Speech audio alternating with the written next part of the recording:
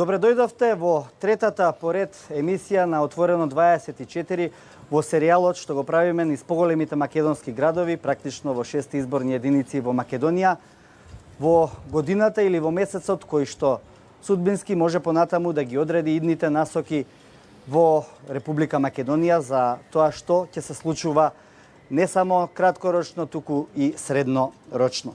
Што можат да помогнат членството во НАТО и Европската Унија? Дали Македонија избира партнерство со најмоćните или поглед во неизвестноста? Прашања и одговори за договорот со Грција. Какви замки крие, дали од нив треба да се стравува? Денеска имаме интересен состав на гости, кој што во многу нешта ќе ни помогне да ги расветлиме сите аспекти на ова прашање. Стево Пендаровски, национален координатор за НАТО. Добре дојдовте овде во Битола. Добре најдов. Господјата Даниела Барешиќ е хрватска амбасадорка во Македонија, со која ќе поразговараме за хрватските искуства во текот на пристапувањето кон НАТО и Европската Унија. Се разбира и за она што се случува во Македонија, бидејќи таа веќе 3 години, ако не се лажам, е веќе во државата. Петар Богоевски, заменик генерален секретар на ВМРО ДПМН. Добар ден за вас, за прв пат во Отворено. Исмет Рамадани, член на Евроатлантскиот совет, председател на Евроатлантскиот совет. Ако не се лажам, прво или второ гостување во мојата емисија во Отворено? Прво, мислам. Прво, добро. Пендаровски, почнуваме веднаш со она што се наметнува како круцијално прашање во овие неколку дена откако и ВМРО ДПМН го обелодени ставот за тоа како ќе настапува на референдумот. Пред нас е референдум на кој што практично бројката не изгледа дека е трката не изгледа дека е за или против, туку дали ќе се постигне цензусот за она што велиме исполнување на сите услови од тој референдум. Што очекувате? Очекувам успешен референдум и морам да ви кажам дека ние мораме да ги имаме во предвид двете компоненти на тој референдум. Зборувам за она што ќе излезе како решение на крајот. Која ќе биде одлуката на граѓаните. Постои правна и политичка димензија во тие анализи, во тие размислувања. Ова што го зборувате вие околу прагот е правната димензија и се разбира дека не ја подценувам. Меѓутоа, ако евентуално тој праг, првиот за излезноста, не биде постигнат, во тој случај правното толкување е неспорно. Немате одлука од граѓаните и институциите тогаш настапуваат, влада и парламент, и понатаму ја тераат процедурата како тие мислат дека е најдобро, се разбира, низ процедури кои се пропишани. Но ова е толкувањето кое што вие го давате. Ако ја прашате спротивната страна, ќе ви каже дека тоа е неуспешен референдум. Ова е правното толкување. Ова е правно толкување. Политичкиот аспект е исто така битен. Ако замислите на референдум кој, да речеме, формално правно нема да го стигне цензусот 50+1, имате, да шпекулирам, 650.000 луѓе кои гласале за тој предлог и имате, да речеме, 50 или 100.000 луѓе кои гласале против, вие не можете да кажете дека волјата на граѓаните е непозната. При тоа, во истиот тој дел, не може да кажете дека оние кои не излегле воопшто, дека се за против, за опцијата против. Значи, од оние што излегле, што сакале да го искористат своето уставно право, вие имате, да речеме, 3 пати повеќе луѓе кои рекле за, и тоа исто така е, по мене, битен правен политички аргумент, кој не би смел туку така да се отфрли. Значи, би инсистирал во сите понатамошни дебати да ги имаме предвид овие две димензии, бидејќи не е сосема небитно дали прагот ќе биде постигнат и се разбира не е сосема небитно дали политичката волја на луѓето ќе биде јасно препознаена во однос на референдумското прашање. Добро, тука е интересно и хрватското искуство, токму во поглед на референдумот. Во Хрватска практично немаше цензус, ако добро ве разбрав пред емисијата? Ne, ovako, Hrvatska nije trebala referendum za ulazak u NATO jer smatrali smo da nije potrebno predavanje nikakvog suvereniteta, ali je bilo potrebno za ulazak u Europsku uniju. To je pisalo u našem ustavu. Referendum smo imali, dakle, nakon cijelog procesa i nakon potpisivanja ugovora. Naš zakon o referendumu je tad mijenjan i nije bio potreban cenzus od 50%. Međutim, mi smo u Hrvatskoj svih tih 10 godina koliko smo pregovarali imali nešto što se zvalo Savez za Europu, gdje su bili i pozicija i opozicija na istim stavovima. Svi su bili za ulazak u NATO i EU. Nije postojala jedna relevantna politička stranka koja bi bila protiv. Tako da smo uglavnom smatrali da i onako je u svim programima političkih stranaka, nebitno da li su lijevi ili desni, konzervativni ili liberalni, svi su bili za EU i NATO. Uglavnom, kad smo mi napravili referendum, oko 43% je bila izlaznost. Međutim, oko 66%, dakle 2/3 građana koji su izašli na referendum bili su za i bilo je jednakomjerno distribuirano. Dakle, u svakoj od županija, ima i 20 plus grad Zagreb, je većina bila za. Dakle, ni jedan dio Hrvatske nije bio protiv. Да, добро, и тоа се разбира, него не се постави прашањето за легитимитетот на референдумот. Не, референдум je bio uspješan jer je izašlo 43%. Добро. Кај нас ситуацијата е поинаква, Петар Благоевски.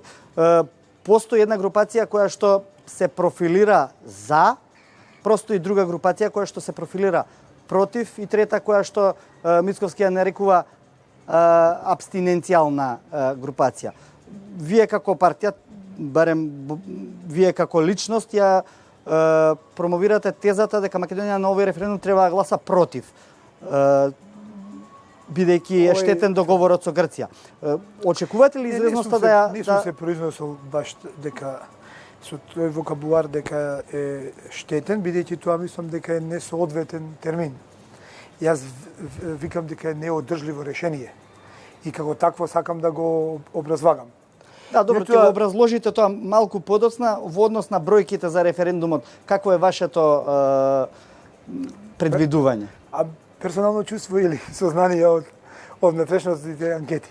Видете, она што е суштина, тоа е дека граѓаните се наоѓаат пред тешка одлука, пресензитивен период, емоциите се на превисоко ниво, дури го поматуваат разумот. Поматувањето на разумот не ни носи вистински правилни одлуки.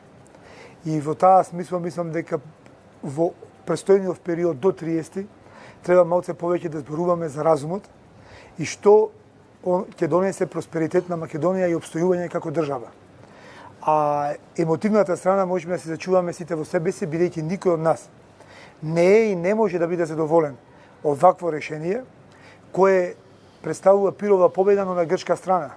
Решение со кое се променуваат името на републиката во Република Северна Македонија или се прецизира со географска одредница, но во исто време се имплементира ерга омнес решението во целост.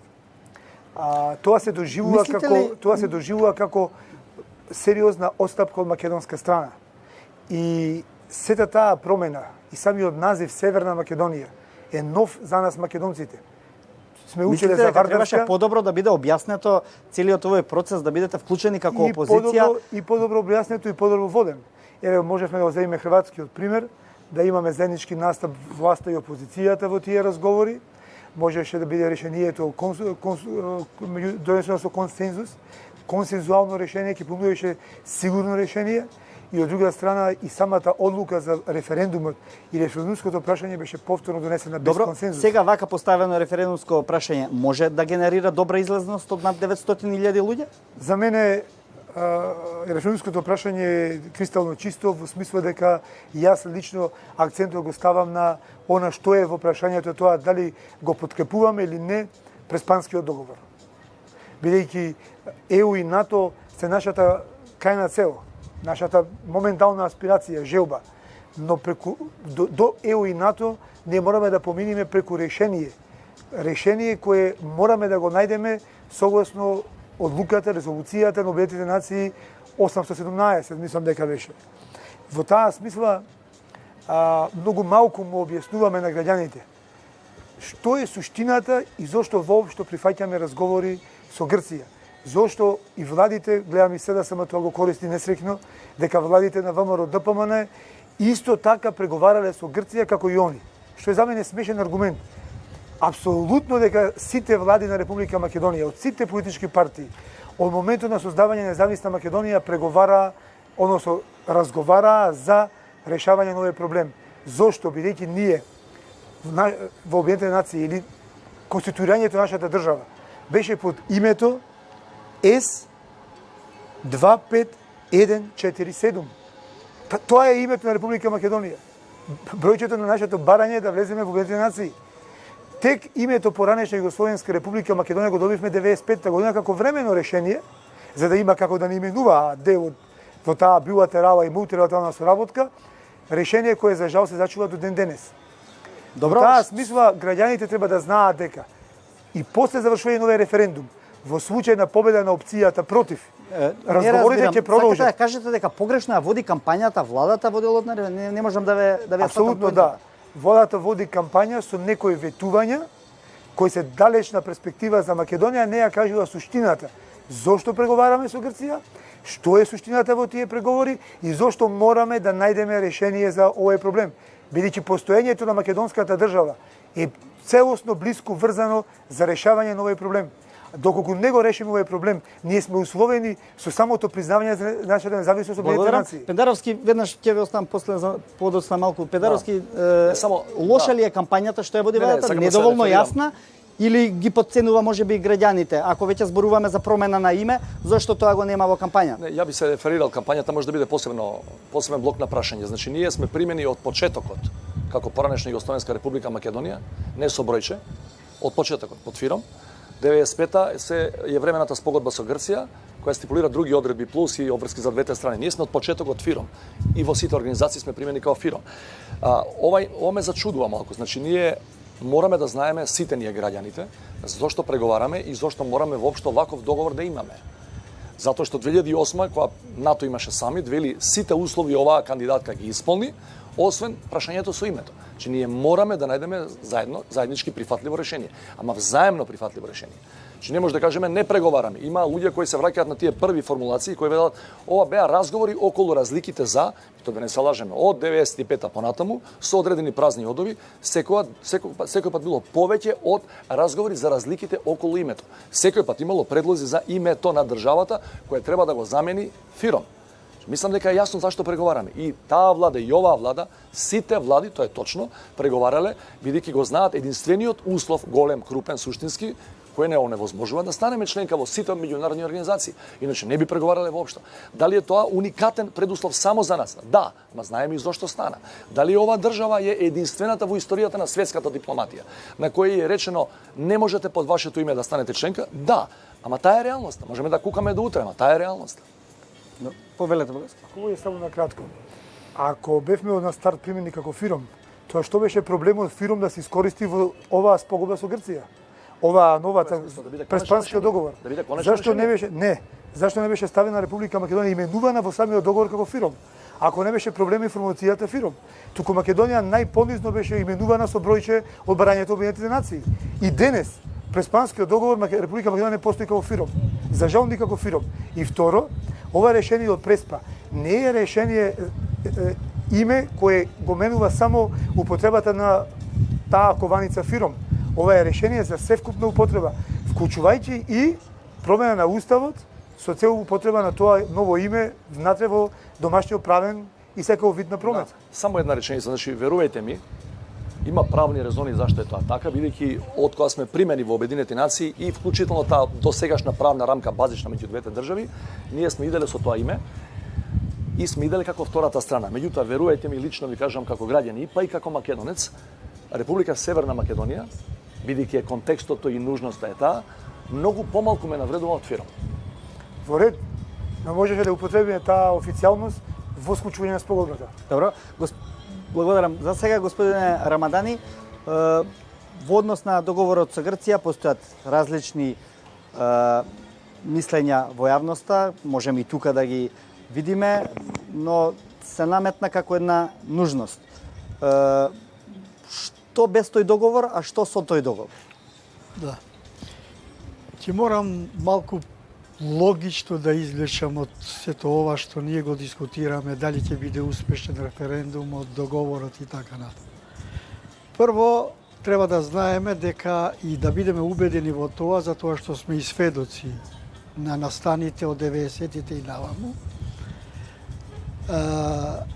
Евроатлантската опција кај граѓаните во Република Македонија е опција која веќе е етаблирана. И тие знаат дека местото на Република Македонија е членство во НАТО и во Европска Унија. Исто така, кај граѓаните е етаблирано, односно очекувањето е етаблирано дека еден ден треба да се реши проблемот со името со Грција со компромисно решение. Кое ќе биде компромисното решение? Дојдовме и до компромисното решение. Сега да кажете, ЕУ и НАТО се заедничкиот именител на двете најголеми заедници, ако... И сега, за овие прашања, дневно-политичките препукувања, несогласувања и така натаму помеѓу политичките партии, субјекти и така натаму, тоа не смее да влијае врз тоа што е етаблирано. Затоа што се прашуваме ние дали ќе има цензус и дали ќе успее референдумот, кога знаеме дека 25 години имаме во анкетите најпро-НАТО нација, најпро-НАТО опција во Република Македонија и во однос на Европската Унија и НАТО. Да, но имаме нејасен став значи? на една групација од опозиционата партија која има 300 до 400 Нормално илјади е, гласачи па ние сме во секое време. демократска земја, нели? Претендираме дека сме демократска земја. Нормално дека ќе има групација кои ќе бидат против, ќе има групација кои ќе се однесуваат, ќе го користат и бојкотот како начин на однесување. Меѓутоа, тоа што е опција, тоа не може да се менува. Зошто не? Затоа што, ако граѓаните се произнесуваат со години, релевантни, нерелевантни анкети, дека се 75-80% за членство во НАТО и ЕУ, и да се најде решение компромисно за името, тогаш кој е тој раководител, функционер, кој може да биде тој премиер, тој председател на држава, да им понуди на граѓаните одеднаш, одсечно, не ова не е опција, одиме со друга опција. Кој ќе оди по него? Не, тој тоа, може, тоа не е спорно, значи тој може да смета на 20%, 20%, на 30%, меѓутоа не може да понуди опција за да ги тргне сега граѓаните со сосема нешто ново. И тука е проблемот и мислам дека тука треба да видиме, мислам дека јас и ВМРО ДПМН добро ги знам и сме биле со колеги и во собранието. Сите имавме консензус со години. Дали со резолуции, декларации, како координатори на пратенички групи. Опцијата е членство во НАТО, членство во Европска Унија. И нема тука веќе, ние можеме да... Ако го прашате Богоевски, тој нема да ви спори со членството во НАТО и во Европската Унија, но спори со другиот дел од прашањето, кое што е спорно за добар дел од таа групација. Да. Со договорот. Точно така. Меѓутоа, колегата Богоевски треба да знае дека во овие констелации, после антиквизацијата 10-11 години, сиот овој проблем со Грција во однос на антиквизацијата. Ние 2018 кога суштински влеговме во преговори со Република Грција, немавме подобра позиција од која ја имавме порано. Полоша позиција за преговори. И од ова лоша позиција, значи не бевме фаворити, не бевме. Влеговме во преговори во едни констелации, во една ситуација кога можеше максимумот да се извлече. Благодарам. Богоевски, што е штетно во договорот? Ајде да влеземе малку суштински во она што го велиме договор, заради кој што постојат дилемите кај вас. Видете, имаме два типа на тврдења. Едно е она кој зборува дека се бриши македонскиот национален идентитет, и другиот тип тврдење кој јас го подкрепувам, тоа е неодржливоста на решението. Во суштината на второто стои тоа дека има премногу недоречености, премногу слабости во правните формулации, номотехниката, она што е договорено како пат за имплементација и така натаму. Нешто што и дава премногу опции на Грција во секој момент по сопствено убедување да се повика повторно истиот договор и да стави нова блокада на евро пред се интеграцијските процеси на земјата. Второ, нема во тој дел воопшто заштитни одредби на договорот, казнени одредби кон Грција, санкции, прека бидат и за Македонија, со кој ние имаме гаранции за имплементирање на тој договор. Тоа е она што е за мене суштинско. А во овој другиот дел, кај што се тврди дека се бриши етникумот македонски, треба да разбереме дека ние имаме проблем со поимање на тој етникум. Во Република Македонија сведоци сме дека последнива декада и половина, ние имаме промоција на еден апгрейдуван или нов тип на етникум. Напуштен е концептот на она јужнословенска, ќе наречам, теорија на идентификација на македонскиот народ и е воспоставен и имплементиран концептот на нашето античко потекло. Ние реално денеска во Република Македонија имаме 20% население македонци кои себе се идентификуваат како антички македонци. Овој договор, бидејќи апсолутно тоа јасен и чист, се бриши тој дел од тој идентитет, тој тип на идентитет и се дава монопол на користење на тој дел од балканската историја или историјата на Македонија. Добро, но кога правите компромис, претпоставувам дека некаде треба да се изгради тој компромис. А сите ни е јасно зошто е тоа така. Тоа знам дека е јасно. Сакам да ви добавам друго. Сакам да ви добавам дека ги разбирам луѓето, емоциите кај луѓето. И жестината со која реагираат, бидејќи они чувствуваат проблем. Така јас им објаснувам дека нашиот идентитет при мен не се губи. Ама зборувам за мојот идентитет. Пендаровски, значи за две работи. Да, ќе се вратиме на емоцијата, значи две работи. Замките што ги крие договорот и идентитетот. Види, ова сакам се од аспект на професор, не на политичар актуелен. Да, ова е легитимно објаснување на Богоевски во делот на идентитетот. За жал, стравичната пропаганда на режимот на Груевски, на чело со тој човек, бившиот премиер, направи пристојна бројка македонци да веруваат дека имаат врска со античките македонци. Меѓутоа, ова е реалноста и овој договор сам ја овозможува низ толкувањето на тоа што е Македонија и македонско овде како перцепираме и како перцепираат во Северна Грција. Ова е реалност, значи можеме да дебатираме до утре, меѓутоа постои историска наука и потврдени факти. На која сакате од првите 10, не вие, генерално зборно, првите 10 најдобри, најрелевантни историски катедри во светот, почнувајќи од руската, преку лондонската, преку бугарската, не грчката, која француската, не постои начин некога да убедите дека ние овде сега имаме врска со хеленската цивилизација. Објективно ви кажам. И да ви кажа дека ние што сме овдека имаме релација со античките македонци. Не постои ни еден крупен историчар, битно историско име, не постои. Кој вели да, вие сте наследници на Александар и на Филип од тоа доба и вие сте главните носители на хеленскиот идентитет, историја, култура и цивилизација. При ова, за да сме најасно, ја не тврдам дека грците се директни наследници. Меѓутоа, таа историска вистина, во наводници или без неа, тој историски наратив е усвоен на сите катедри и во Загреб, претпоставам. Да, но сега ние не зборуваме за историјата, сега зборуваме за чувствата на луѓето. Сега тоа што го кажам, тоа што го кажа Богоевски. Причината што ги мотивира да реагираат на овој начин. Сега се враќам на неговата теза. Тоа е потполно. Ние мораме сите, и вие, и јас, и сите ние, да ги убедиме дека тоа беше само продукт на пропагандата која не беше заснована на историски факти. Ја би сакал да сме поинаку, да сме во право, ама не сме во право. Не затоа што Грција има име Хеленска република, па им припаѓа све. Не, грчкиот историски наратив е напластен на многу митови, на лажни работи. Ама мене не ме интересира грчкиот историски наратив. Немојте мене во 2018 година да ми наметнувате нов идентитет. Значи, немојте да ми кажувате дека ние сме директни наследници. Пазите, имавме луѓе од науката кои тврдат, ги знаеме сите, луѓе од науката, доктори со титули кои тврдат дека тогашниот македонски јазик е многу сличен со сегашниот македонски јазик. Па идеја, тоа не е пародија, тоа се вистински настани. Па на некои дипломатски приеми некои од нашите врвни раководители политички објаснувал дека ако по некој случај Александар Македонски се стане од гробот и дојде да разговара со нас, ние ќе се разбереме. А тоа се небулози, да не ги труеме младите генерации, тоа не е точно.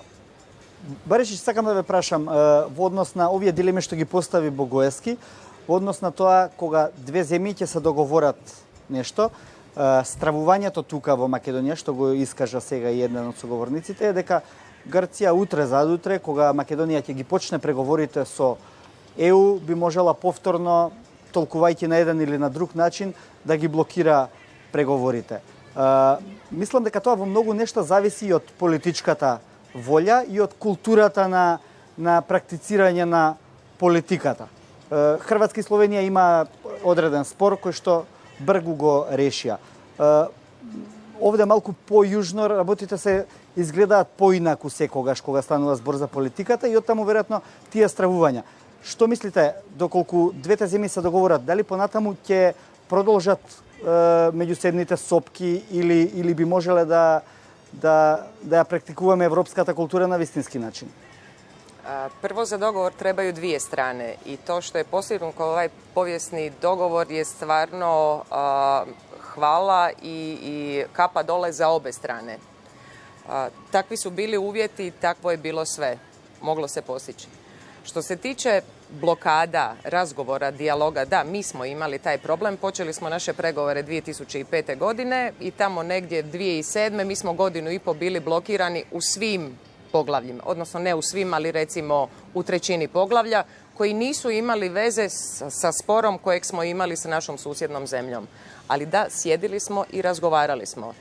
Sjedili smo i razgovarali smo dok nismo našli rješenje koje je u našem slučaju bilo da ćemo krenuti u konačno rješavanje tog spora u trenutku kad mi postanemo članica Europske unije. Dakle, kad budemo na istoj razini.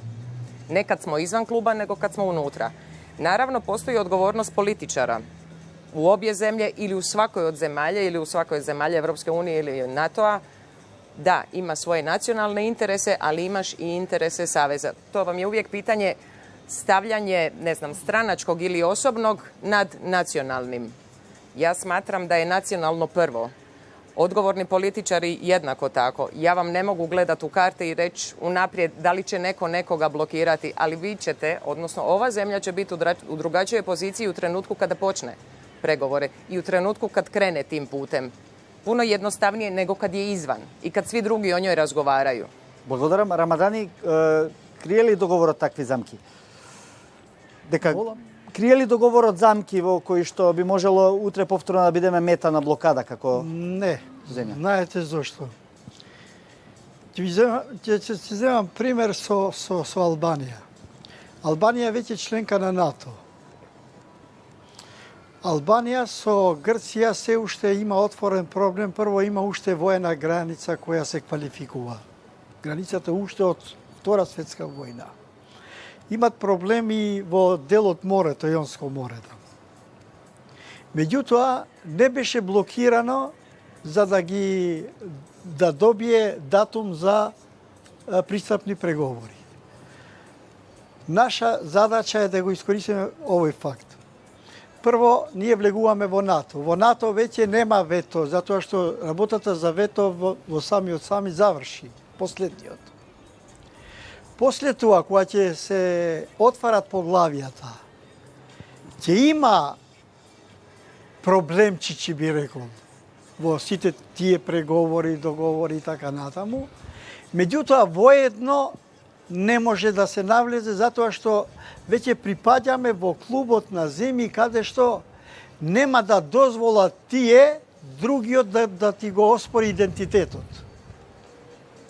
Да речеме, во тие преговори, во тие поглавја не смее. Дали ќе биде комисија европска и наша, мешовита, која ќе се разговара. Некој да ти се обрати, ама не признавам твој идентитет. Апсолутно не може тоа да се случи. Значи, главните прашања и одредници во договорот се загарантирани, сакате да кажете? Се загарантирани. Мислам дека едино, ако и понатаму инсистираме ова што го рече Богоевски, дека сме антички македонци, Бога ми во тие преговори, во тоа нема да успееме.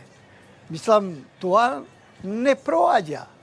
Ние кога разговараме со луѓе од структурите на НАТО, мене ми е кажано неколку пати. Абе, што влеговте во ова битка која однапред ја губите со Грција, антички македонци? Тоа веќе е работа која е брендирана. Отвараме библиотеки низ светот, милион книги.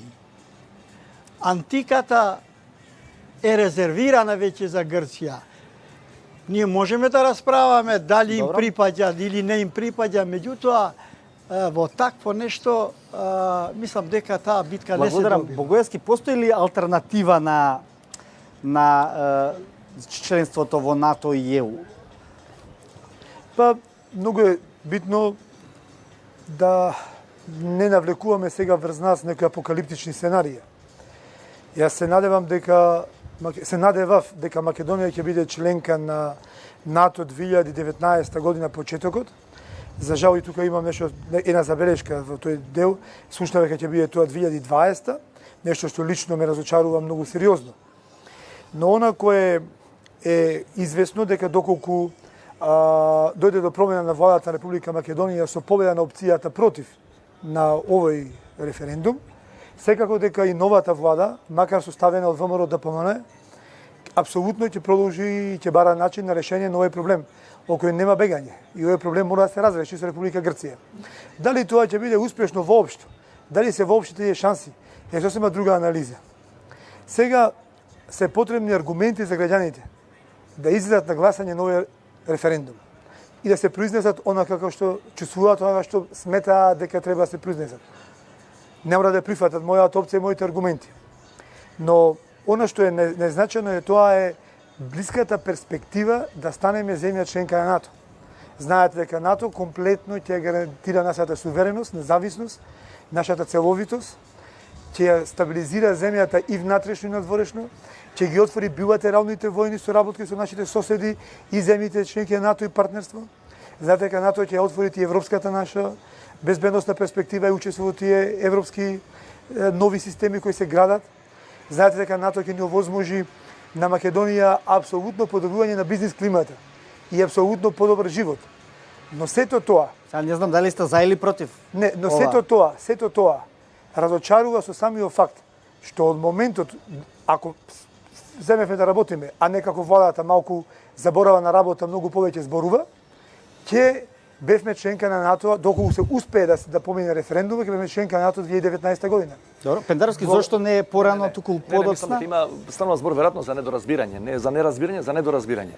Ние имаме околу, ако оди се како што треба, како што заговараме ние што го предлагаме ова, а ако оди све мазно, со референдумот и се разбира со уставните промени, тоа е околу 4 месеци.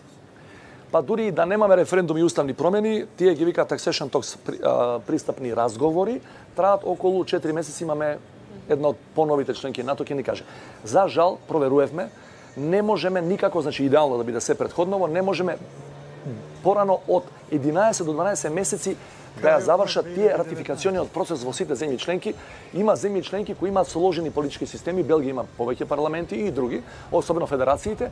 Значи шанса нема ние да завршиме ратификација од 29 земји членки за 2, 3 или 5 месеци. Само за тоа станува збор. Значи ние нашата работа ја завршуваме ако оди добро, плюс минус нова година пред зад и после не е наша работа. Прва ратификација грчкиот парламент, по нашата нотификација дека е овде окей и сите други, али тоа трае технички, не се тоа политички некои препреки, за жал технички Колку трае. траеше во Хрватска, Барешич? Mi smo zajedno s Albanijom od potpisivanja ugovora trajalo je negdje oko 9 do 10 mjeseci. Međutim, prosječan broj dana koliko treba parlamentu neke zemlje da ratificira je oko 55. Dakle, ovo kako govori gospodin Pendarovski, ne ovisi o ovoj zemlji, nego ovisi naprosto o proceduri tih zemalja. Kad će se, kako god kod njih išlo, možda je dvodomni, možda je, ja znam da je u nekim slučajevima čak i do 200 dana. I mi smo isto tako čekali. To je naprosto tako i to je tehnika, ne možete ubrzati. To su njihove unutarnje stvari i parlamentarna procedura. Ние имаме само 4 месеци плюс. Тоа е наше. Со овој специфичен услов. Имаме искуства за ратификација од 6 месеци, имаме искуства и од 14 месеци. Добро, ама не гледам ни тоа дека суштината е на тоа дека ние Која суштина, правиме да? огромна жртва како влог во нашата НАТО иднина. Таа жртва мора да биде респектирана од сите. Јас сум сигурен дека имаат апсолутно чувство, нашите американски партнери кои се носители на тој ратификационен процес. Види на крајот сите ратификации се депонираат во Пентагон или во Стейт департмент, Сето тоа апсолутно имаме нивна поддршка да го убрзаме, да дадат импулс на тоа и да ги искористиме овие шанси што доаѓаат на високите личности на САД во Македонија, да го тоа излобираме. Ја наоѓам на чудење зашто од македонска страна не се користат тие аргументи и оваа жртва и овој влог кој Македонија уникатно го прави за влезиме во НАТО, за да дојдеме до побрзо решение за НАТО. Ја искрено кажано сум зачуден зашто се покажува такво неумење во тој процес или се покажува незаинтересираност пред пристапните подготовки, пред пристапниот протокол и неговото изготвување со НАТО комитетите да се организира Република Македонија. Јас ве слушав, господин Пендаровски. Ајде, нека одговори Пендаровски, бидејќи он е директно за ова. Јас ве слушав на вашата пресконференција. Вие промовиравте серија на комитети. Политички комитет, извршен комитет, секретаријат, чуда. Зашто правиме бирократизација на процесот? Нужно е, зашто има многу разговори. Според мене не е нужно. Земете ги примерите на земјите кои се влезли во НАТО пред нас. Ние можеме да имаме стручен, компетентен, компатибилен еден тим, кохезивен од сите можни министерства кои се заинтересирани за процесов. Во навози заинтересирани во смисла кои имаат компетенции да дискутираат со НАТО комитетите. Тоа е МНР како предводник, Министерство за одбрана и финансии. Нашата атрибуција во НАТО буџетот е мала, за да не спречи да одиме напред. Во таа смисла мислам дека непотребно го бирократизиравте процесот. Нема нови вработувања, разбираш? Ама која е идејата? Веќе вработени луѓе и тие веќе работат. Маришич, мислам дека со неодобрување. Која е логиката премиерот Заев да води процес? Кој е политичко лице?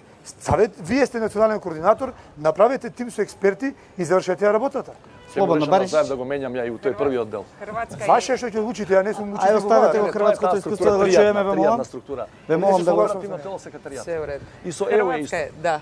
Hrvatska je imala državni odbor za pristupanje NATO u kojem su na čelu bili predsjednik Republike, predsjednik vlade, predsjednik parlamenta i ja sam bila dio tog odbora zato što sam spadala po svojoj funkciji tadašnjoj.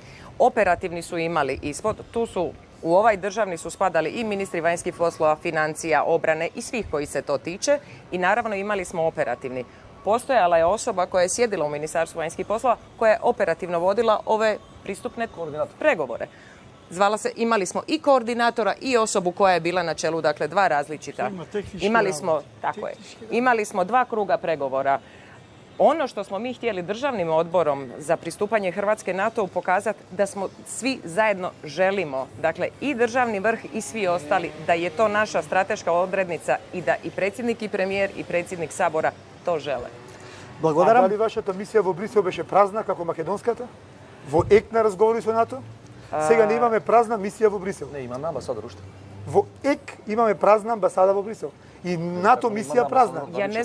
Ja ne znam koliko znam imate šefa misije, ja ne znam koliko, ali je sigurno puno manji broj ljudi u tom trenutku kod nas bio u NATO misiji i ono s čime smo se mi naravno susreli u trenutku ulaska u NATO, u punopravno članstvo i mi smo imali problem, fali vam ljudi, uvijek vam fali kvalitetnog kadra. To je nešto s čime ćete se susretati i naravno uvijek vam u misiji fali ljudi, ako ih ima 10, falit će vam još 5. Ali to je to imate i s tim radite. Zato je тука опозицијата да каже Богоевски, благодарам. Одиме овде со кратка пауза за реклами, па се враќаме веднаш во отвореното студио во Битола. Со Рамадани Богоевски, Баришич и Пендаровски разговараме овде во Битола за тоа што значи членството во НАТО и се разбира за сите аспекти на референдумот кои што го следат како еден процес кој што во општеството се оценува како контроверзен. Тука одиме во делот со прашањето од публиката. Имаме прво прашање, повелете. Добар ден, јас сум Наталија Бузлевска, адвокат. Би сакала едно прашање до господјата Баришич. На кој начин членството во НАТО и во Европската Унија го подобри квалитетот на живот во Хрватска и воедно кои беа економските придобивки од самото членство во НАТО и во Европската Унија? Благодарам. Članstvo u Europskoj uniji i NATO-u znači da je zemlja sigurna, što znači da vam investitori dolaze jer su prepoznali zemlju kao stabilnu i sigurnu. I to je nama bilo ključno u trenutku kad smo kretali prema Europskoj uniji i NATO-u. Što se tiče konkretnih, morate znati da je Hrvatska ušla u NATO 2009. godine kad je bila globalna financijska kriza, dakle možda to nije toliko se poboljšalo, ali samim ulaskom u Membership Action Plan 2002. nama su se udvostručile direktne strane investicije. Što se tiče ulaska u Europsku uniju, 5 godina smo već unutra, mi posljedice ili rezultate vidimo svih tih 5 godina i recimo 60 do 70% ljudi smatra da nam je ili bolje ili isto. Niko nije rekao da nam je gore. Možda smo se putem naučili pa zaboravimo da je upravo zbog ulaska u Europsku uniju omogućeno da imamo manji roaming na telefone. Možda to nije puno, ali u svakodnevnom životu znači da vaše dijete ukoliko želi i ima prilike može otići studirati vani i ne trebate dizati kredit jer jednako košta kao i u državljanima te zemlje članice. Da ima mobilnost, da može birati u kojoj zemlji hoće raditi, živjeti, učiti, naravno ako on to sam želi. Što se tiče, naš turizam nama radi 20% od BDP-a. Znate koliko nam je potrebno i koliko nam je važno da nam je zemlja sigurna. Da se bilo što dogodi kod nas ili u našem susjedstvu, nama pada naravno broj turista, pada nam zarada od turista, što znači da imamo problem. Zato nam je užasno važno da cijeli ovaj prostor bude siguran, da ukoliko želi pristupi NATO-u, ali svakako da postane dio Europske unije, jer onda imaju jednake standarde, jednaka je kvaliteta, lakše je i trgovati i putovati. A to je ono što je zapravo u temeljima Europske unije, ali i NATO, jer su to jedne te iste vrijednosti. Demokracija, vladavina prava i sloboden pazar, kako vi kažete. Да. Благодарам. Добро, тука само ќе се надоврзам на ова прашање во однос на тоа дали членството во НАТО па и во Европската унија создава услови за поодговорни институции и поодговорна влада, бидејќи тоа е она со што ние 27 години овде во Македонија се мачиме условно да речам, со неодговорноста на владата или во извесен период и со заробените институции. Naravno, institucije su neovisne i transparentne. Da se razumijemo, nije samim ulaskom Hrvatske u EU sve postalo super i sve je postalo kao u Švedskoj. Ali Švedska je, odnosno skandinavske zemlje, ono o čemu mi uvijek govorimo, tako želimo transparentne institucije i takve želimo političare. Međutim, sam proces koji je kod nas trajao 7-8 godina je doveo do toga da su ljudi svjesni što traže od političara i da su političari odgovorni. Već sam jednom rekla, prije 10 godina niko ne bi nekog političara pitao kako idete na svjetsko nogometno prvenstvo i ko vam plaća kartu. Ove godine su svi političari koji su putovali rekli da idu o vlastitom trošku i da su kartu kupili sami ili da su pozvani od strane recimo ruskih dužnosnika, ovisno naravno o funkciji koju... Ali svi su rekli mi idemo o svom vlastitom trošku. Prije 10 godina nikom ne bi padalo na pamet ni pitat, niti bi prije 10 godina mediji ikad postavili to pitanje. Ovo je bilo glavno pitanje prije svih utakmica. Tko ide i tko im je platio karte. Да, добро, кај нас во Македонија барем досега овие прашања не се ни поставува, ми се чини. Ali to vam donosi integracija. To je to. Ние го решаваме проблемот со името. Кога ќе го решиме проблемот со името, веројатно ќе разговараме за фудбалски Добро, карти. еден функционер си даде оставка заради патување со службен автомобил на Надевам семејството. тоа ќе го доживеам да се занимаваме во политичарите со фудбалски Не, карти. и уште немаме квалификуваност за првенство. Да, кога ќе се квалификуваме, ќе знаеме. За жал. Ali ja dugo pamtim. Ja se sjećam kad su nama govorili pogledajte Makedoniju. Vi ste prvi ušli u partnerstvo za mir. Nama su tad rekli otvoreno je, razmatramo, ali niste baš još. Vi ste prvi potpisali sporazum o stabilizaciji i pridruživanju. Mi smo isto čekali malo nakon toga. Dakle, bili ste zemlja model nama. Adriatic Charter isto zajedno. Tako je, Adriatic Charter smo zajedno potpisali. Dakle, mi smo primjer kako se može. Nije lako, daleko od toga. Dugo traje, ali se isplati. Добро, благодарам. Повелете. Здраво, јас сум Јасмина Ангелова. Ме интересира ваше мислење дали сметате дека со влегувањето во Европска унија и во НАТО со образување на овие процеси ќе се задржат младите во Република Македонија или ќе се случи брейн дрейн како што се случи со Бугарија со влизот во Европска унија? Pitanje je meni. За сите говорници. Što se tiče brain drain, prvo i osnovno u Europskoj uniji, a isto tako i NATO, je mobilnost. Dakle, mogućnost da odete vani zato što želite bolje obrazovanje ili vam se više sviđa neko sveučilište ili neki grad.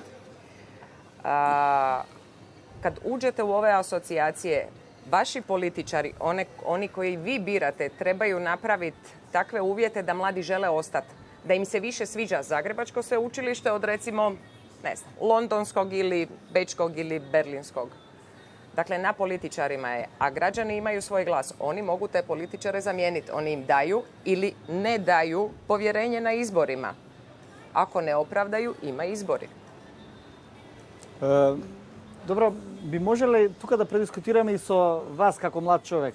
Што мислите вие, која е подобрата опција, останување во Македонија или заминување надвор ако Македонија е земја членка на НАТО? Сепак останување во Република Македонија заради тоа што како членка на НАТО, нели на европските интеграции, Македонија ќе има младите во Македонија ќе имат добра перспектива, ќе им се отворат многу можности, најверојатно и странските инвестиции кои што ќе дојдат во тој период, ќе има возможност многу можности за понатака да и да се образуваат воедно, да стекнуваат искуство и да имаат добра работна позиција која што ќе заработуваат доста пари кои што ќе ги задоволи нивните апетити за да останат во Република Македонија. Да, добро, тоа е долгорочен процес. Не верувам дека тоа ќе се реши во една година. Повели. Понекогаш погрешно се изјаснуваат дури и политичарите. Мислам дека подадената рака од Европска Унија и од НАТО структурите, не значи да не земат подрака да не однесат во Брисел или во Берлин и во туку треба да значи дека ние стануваме дел од Европска Унија и во НАТО и остануваме во нашава земја. Или да го фатиме последниот воз. Каде да оди? Со последниот и со првиот воз отидоа доста млади. Него тие возови модерни од Европска Унија преку Хрватска нека дојдат до Македонија.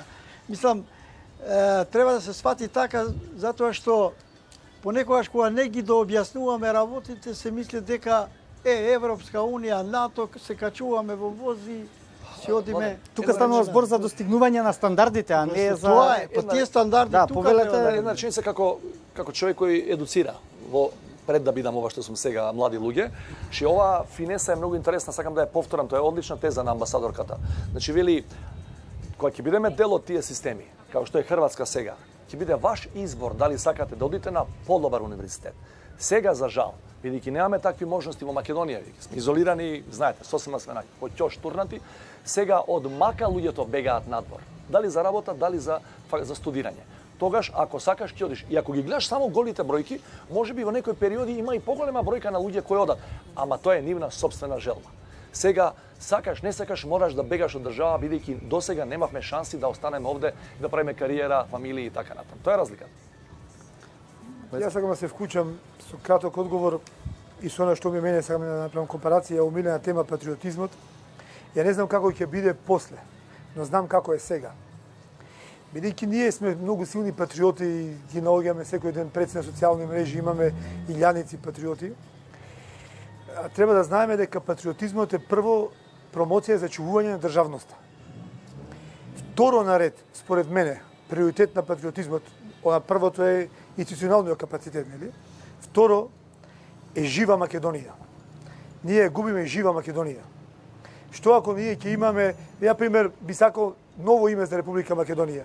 Македонска Македонија. И нека биде така. И ја би се борел за ова. Али ако ја немаме жива Македонија, ние немаме ништо. Бев на една академска дискусија во Македонскиот научен институт во Софија. И добив едно директно прашање од еден почитуван професор таму. Ме праша сега младите во Македонија што се, бугари или македонци? Ја му кажав, професоре, дека вие размислувате на ова, останавме и без бугари и без македонци. Па добив аплауз од целата таму публика академска, бидејќи темата е многу сериозна што отворивте. И никој не размислува на тоа дека останавме без жив свет во државата. Јас потекнувам од тука соседно Клишево. Таму имаме уште 1200 жители. За време Линденско востание имало 27.000 жители. Пред колку време? Отидете од другата страна на Вардар, во Источна Македонија, во малите градчиња, па и големите градови. Тие се празни, веќе нема население. За каков патриотизам ние зборуваме, ако изгубивме чувство за животот во земјата, за жива Македонија? Благодарам. Друго прашање, повелете? Да. Тоа сакав да ве прашам, значи зборувате за патриотизам и самите знаете колкав е бројот на луѓе кои што имаат извадено бугарски пасоши. Така да мислам дека малку треба поразлично да гледаме на моментот Европска Унија и бугарските пасоши не се ниту проблем, ниту решение. Еве Германија ги отвори границите за македонски пасоши. Ние ќе останеме без население ако продолжиме да не понудиме перспектива во Македонија. Владата точно постигнува некои резултати на меѓународен план во смисла на помирување на некои страсти во меѓународно поле. Меѓутоа внатрешно водата е катастрофална, има катастрофални последици незиното работење. И ако продолжат овие состојби, ако продолжат овие резултати и тенденции во економијата, ние секој ден губиме позиции и можевме да добиеме и подобри позиции со Грција во преговорите за името, но ги губиме домашните позиции. А тоа е дека го губиме населението. Добро, благодарам. Повелете. Може малку понапред само да дојдете заради камерата или може да, бидејќи камерата да ве. Јован Марковски, магистар по граѓанско право. Значи, моето прашање е првично за вас, господин Богоевски, меѓутоа и за другите соговорници.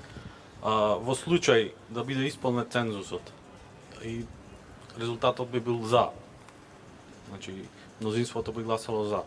Дали ВМРО и опозицијата би гласала за тие уставни промени и што во случај кога не би гласало? Дали ќе има нови избори или тоа ќе се решава на некој начин институционално? Благодарам. Прашањето е повеќе слојно.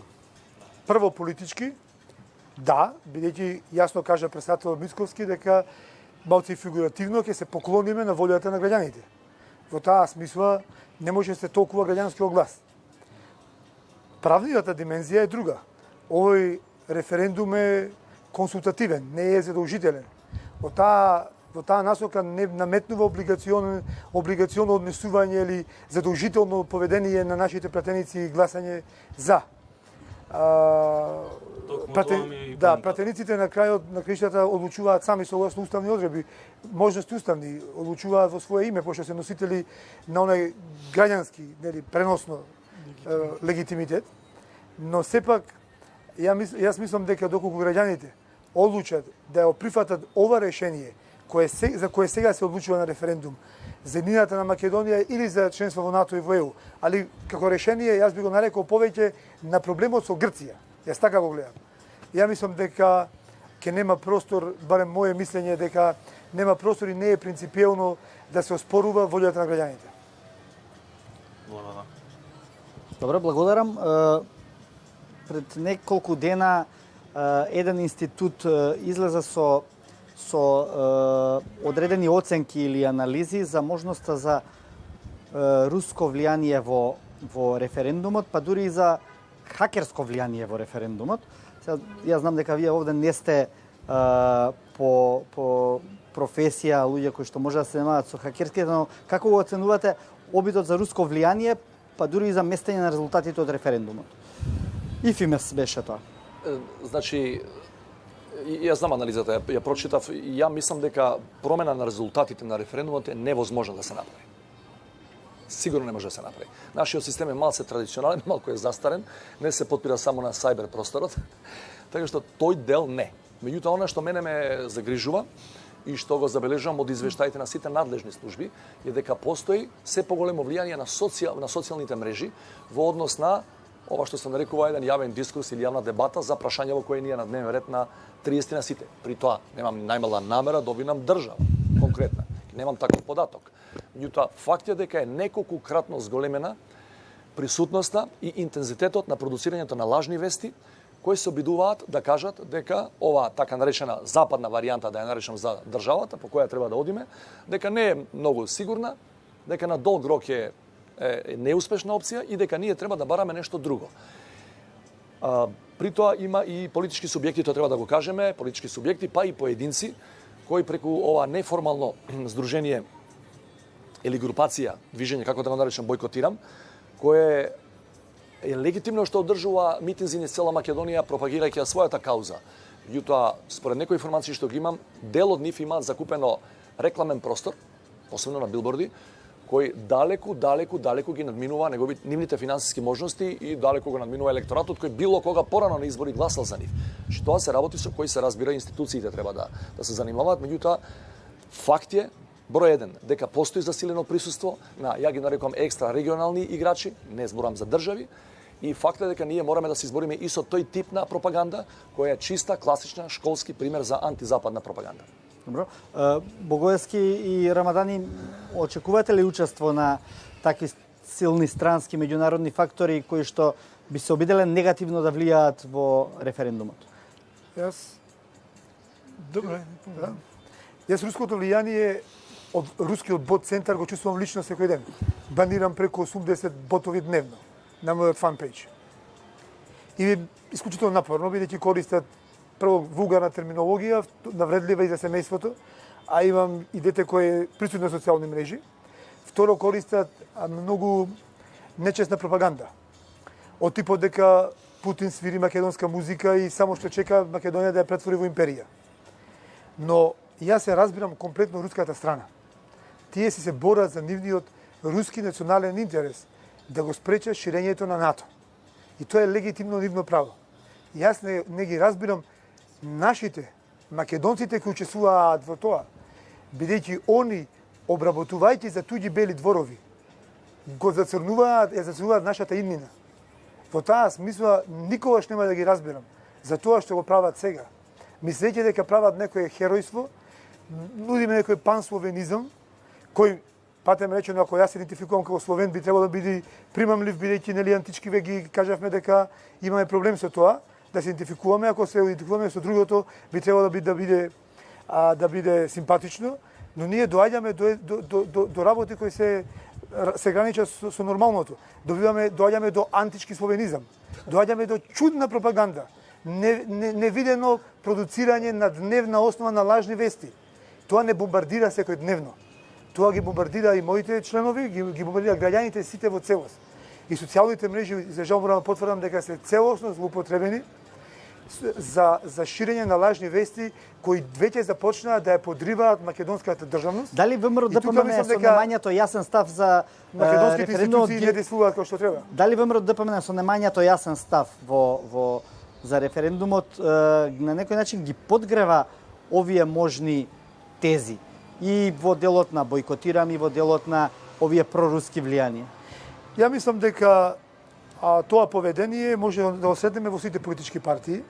Не сакам да демонтирам дека има луѓе и во мојата политичка партија кои веруваат на тие лажни вести, но треба и СДСМ малце да го провери влијанието на руското влијание кај нив, особено кај неколку нивни градоначалници и нивното поведение за овој референдум. Добро, Рамадани? Јас се сложувам со тоа дека се тие и вулгарни и непристојни. Меѓутоа, да опонираш денеска врз таква пропаганда е многу тешко. Дури самите држави со тоа не може да се носат. Во Министерството на надворешни работи имаше дебата, бевме и со господин Пендаровски заедно таму, и слушнавме и од експертите, дека тоа е појава која веќе е светска. Така што, ова е уште една причина плюс мотив ние да бидеме членка на НАТО и на овие сојузи, на тој сојуз, затоа што таа е асиметрична војна, асиметрична закана и така натаму, што културно и со некоја едукација тешко е да се справиш со такво нешто. Меѓутоа, во едно треба да ги убедуваме дури и тие дека таа руска пропаганда може би води битка тука кај нас со другите, дали со САД, дали со Европска Унија, али во исто време ние не треба да подлегнуваме затоа што тие сепак за одредени работи во интерес на Русија, тие во НАТО, еве екселенција Баришич знае дека тие имат амбасадор во седиштето на НАТО. Тие имат НАТО, како се викаше, НАТО Русија Совет, каде ги продискутираат работите кои се многу значајни помеѓу Русија и Америка, НАТО и Русија и така натаму. Така што сега нема смисла тие да се однесуваат кон нас, непристојно веламе затоа што тие сега нека се носат, мислам, односно уште едно прашање во овој контекст, во однос на решавањето на или можностите за решавање на косовско-српскиот проблем на начин кој што имплицира и, како се вели сега тоа модерно, корекција на границите. колку е важно тука членството во НАТО за Македонија? Мислам дека е важно членството. Важно е многу членството во НАТО, затоа што апсолутно добиваме што се однесува до безбедноста и стабилноста на државата, затоа што ако ништо друго се користи членот 5, каде што една за сите за еден, така. Така? За еден, да, мускетарска клаузула, да. Второ, со самото влегување во НАТО, не велам само од албанска страна или македонска, од сите страни екстремизмот ќе спласне. Затоа што не може да влијаат кај граѓаните, да ги убедуваат дека ние сме таа група која можеме да менуваме граници, можеме да направиме фронтална војна, затоа што знаат дека има една сила единствена, најважна во овој случај, тоа е НАТО. Добро, Пендаровски? Ние немаме пример.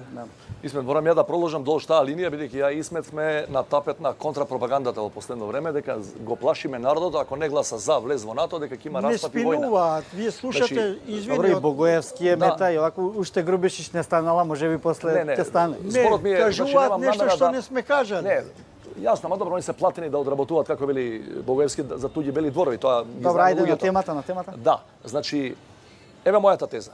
Ја не тврдам у ниједна варијанта дека ако не влеземе во НАТО сега на овој начин преку референдум и уставни промени, дека Македонија ќе се распадне. Ние 2008 бевме одбиени, еве 10-11 години не се распаднаме. Нема да се распаднеме, нема да има војна. Меѓутоа придобивките се јасни во тој дел. Но што ќе се случи ако не влеземе во НАТО? Значи војна е аут, било која варијанта, според мене. Ние за не повеќе од година до две, ако останеме во овој ќош, на овој турбулентен регион, ние ќе добиеме за многу кратко време, за година-две максимум ќе добиеме нов автократ као Груевски. Луѓе, не сакам да живам повеќе под чизмата на малите балкански диктатори. Не сакам. И мислам дека ниеден од младиве не сака тоа да го гледа. Затоа што ќе почнеме да гниеме однатре, никој од надвор нема да има некој надворешен еволуатор кој ќе рече ова е европски стандард, и ние ќе почнеме да наметнуваме локални стандарди. Ги видовме какви се тие. Ни медиуми слободни ќе има, ни судство ќе биде независно. Имавме монтирани политички случаи, имавме за жал политички затвореници. Само во Македонија и во Белорусија во тој период. Лидер на политичка партија во монтиран политички процес беше уапсен. Фикс. Во таа смисла претпоставувам дека е важно ова прашање за референдумот и на референдумот да се одвои од партиските кампањи.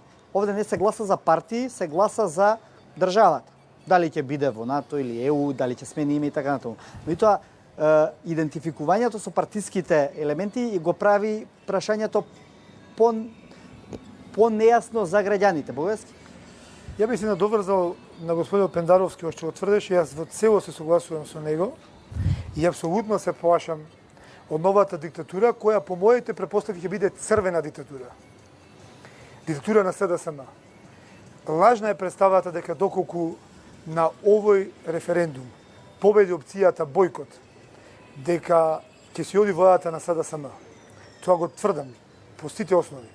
Напротив, ќе се одложи имплементацијата на европските стандарди за практикување за политички практики и политики.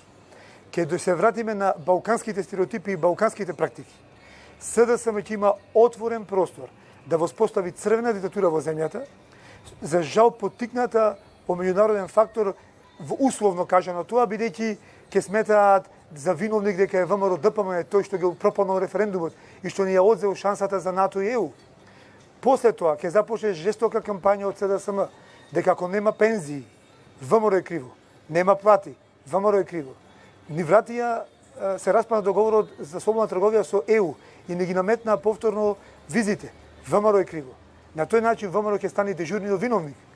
И во лицето на сега во наводници кажано во дечкиот лидер Демократски Заев ќе добиеме балкански мал диктатор.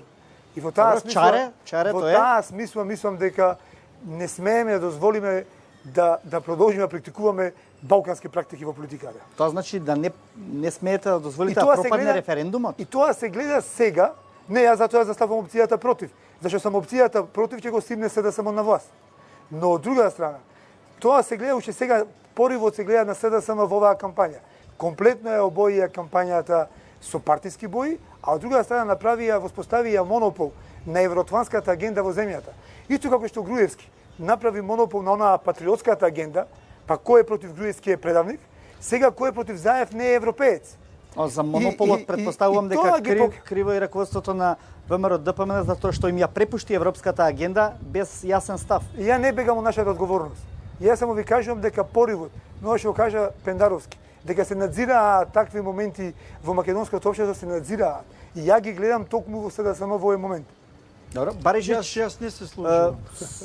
околу овие две-три тези кои што сега се наметнаа, кои што зборуваат. Ја не би у ове унутарни Да, тезе. предпоставувам дека не, меѓутоа би сакал да заклучиме нешто од целиот овој јас да го разговор. коментирам ова. Ајде само кратко вие, па да не ја после ставаме Баришич, во непријатна позиција. Не, ќе најдеме простор. Нема шанси диктатура да се врати пак, ни од ВМРО ДПМН, ни од СДСМ. Нема да дозволат. Нема да дозволат младите. Мислам дека толку им е јасно веќе што значеше диктатура, да нема шанси, нема критична маса која ќе помогне да донесе да се врати некаква диктатура. Мислам дека тоа можеме ние да го кажеме така лесно, меѓутоа нема тоа да се врати. Затоа што ние влегуваме сега во нешто што е стратешко. Сега зборуваме под предпоставка на успешен референдум и на успешно завршување на овие интегративни процеси, така? Бидејќи Богоевски зборуваше под неуспешен референдум и неуспешно и успех на бојкот. Да, и невлегување во НАТО, на пример. За тоа зборуваше. Да, меѓутоа тоа што го зборуваше Богоевски, веројатно мислеше дека хипотетички, условно. Да, хипотетички е тоа. Но не значи тоа хипотетички да мислиме, па властите ќе се менуваат и понатаму. Добро, благодарам. Меѓутоа диктатура нема шанси. Благодарам.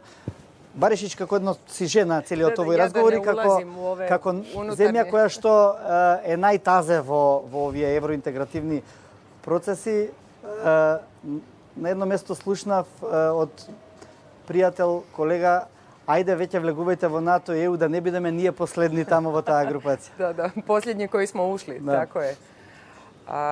Точно то. Mi ne smatramo da trebamo mi zadnji koji smo ušli, mi zato cijelo vrijeme govorimo da treba cijeli ovaj prostor ući u Europsku uniju i oni koji žele neka uđu u NATO, ali za sve to postoji put, postoji proces.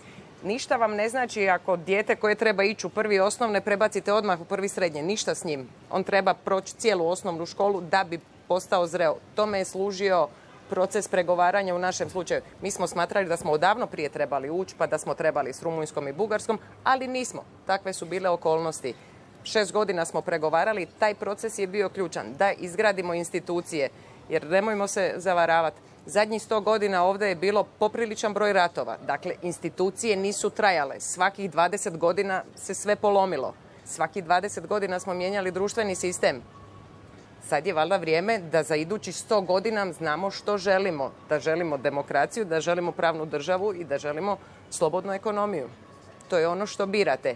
I biraju građani. Dakle, slobodno imaju izbor. I imaju odgovornost za taj svoj izbor. Ви благодарам, почитувани дискутанти, ви благодарам што бевте денеска гости во 24 отворено. Се разбира и на нашата публика која е како и секогаш беше активна. Почитувани гледачи, останете и понатаму со програмите на телевизија 24.